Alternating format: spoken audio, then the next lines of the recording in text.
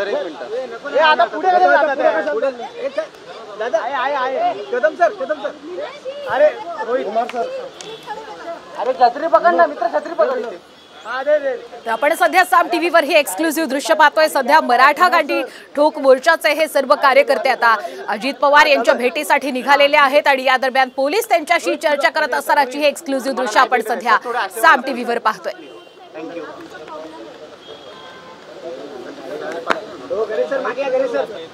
ए भाई रोहित हे रोहन पाठी घे ना सर मागे हलू नको खाली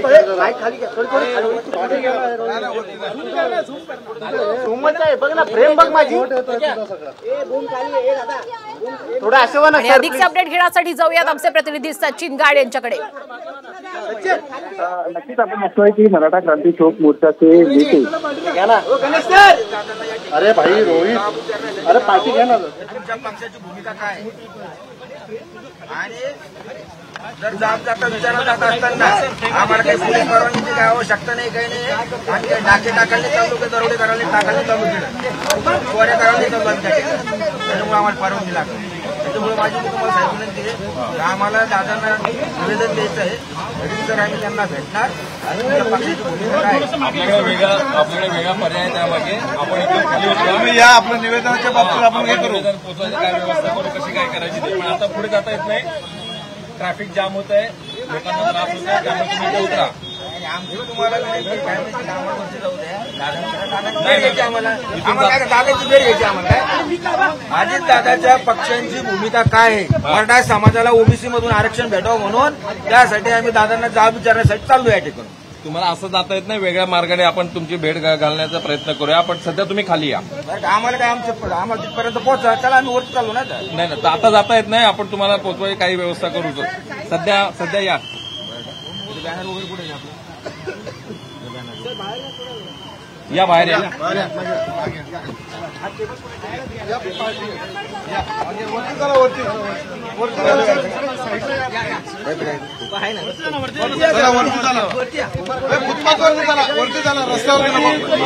प्लीज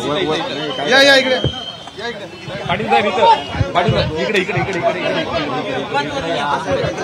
ऐकायचं नाही आमचं नाही ऐकण्याचं करायचं फुटपाथवरती या ना फुटपाथवर या वरती प्लीज मी काय सांगतो या तर फुटपाथवर या आम्हाला काही पाऊस राहू द्या काही राहू द्या आम्हाला ट्रॅफिक जाम होत आहे ट्रॅफिक जाम प्लीज मराठा क्रांती मात्र पोलिसांनी थांबवलंय काय वाटतंय अनुचित प्रकार घडून येणार काय वाटतं मराठा क्रांती ठोक मोर्चाच्या वतीनं काल आम्ही मातोश्रीवरती या ठिकाणी गेलो होतो आणि आम्ही मराठा क्रांती ठोक मोर्चाने या ठिकाणी भूमिका घेतलेली आहे की या महाराष्ट्रातले जेवढे मेन पक्ष आहेत मग शिवसेना राष्ट्रवादी काँग्रेस भाजप या सगळ्या पक्ष प्रमुखांच्या घरी आम्ही जाणार आणि मराठा समाजाला ओबीसी मधून आरक्षण लागते आम्हाला काय त्यासाठी तुमच्या पक्षाची भूमिका काय आहे ती स्पष्ट करावी म्हणून कालच आम्ही या ठिकाणी उद्धव साहेबांना भेटलो त्यांना त्या ठिकाणी निवेदन दिलं उद्धव साहेबांनी त्यांच्या पक्षाची भूमिका या ठिकाणी स्पष्ट केलेली आहे। त्याच पद्धतीनं आज आम्ही अजितदादांच्या घरी जाणार आणि अजितदादांना विचारणार की तुमच्या पक्षाची भूमिका काय आहे कारण आज एकीकडे बघा छगन भुजबळ हे मराठा समाजाला ओबीसी मधून आरक्षण भेटावणे म्हणून विरोध करू राहिले आणि ते छगन भुजबळ अजितदादांच्या पक्षामध्ये आहे त्यामुळे अजितदादांना आम्ही विचारणार की मराठा समाजाला ओबीसी मधून आरक्षण भेटावं म्हणून तुमची काय भूमिका आहे ती भूमिका स्पष्ट करा। आज बघा या महाराष्ट्रामध्ये नौकर भरत्या उरायल्या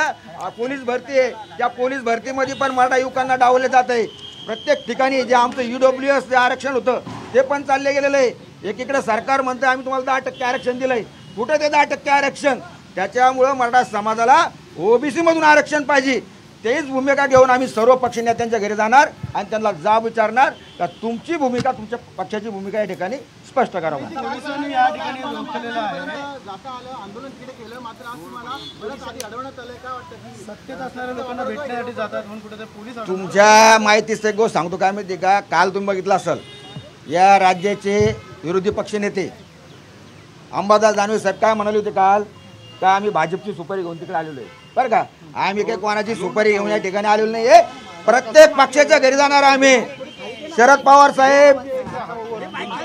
देवेंद्र फडणवीस साहेब, एकनाथ शिंदे साहेब, शरद पवार आणि नाना पटोले साहेब यांच्या पण घरी आम्ही जाणार आहे. तुमच्या पक्षाची भूमिका या ठिकाणी स्पष्ट करावी म्हणून.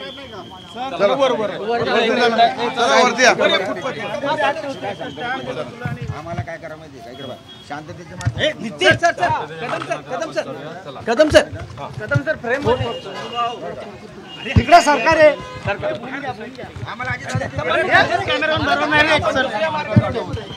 धक्का मागे मारे करू नका.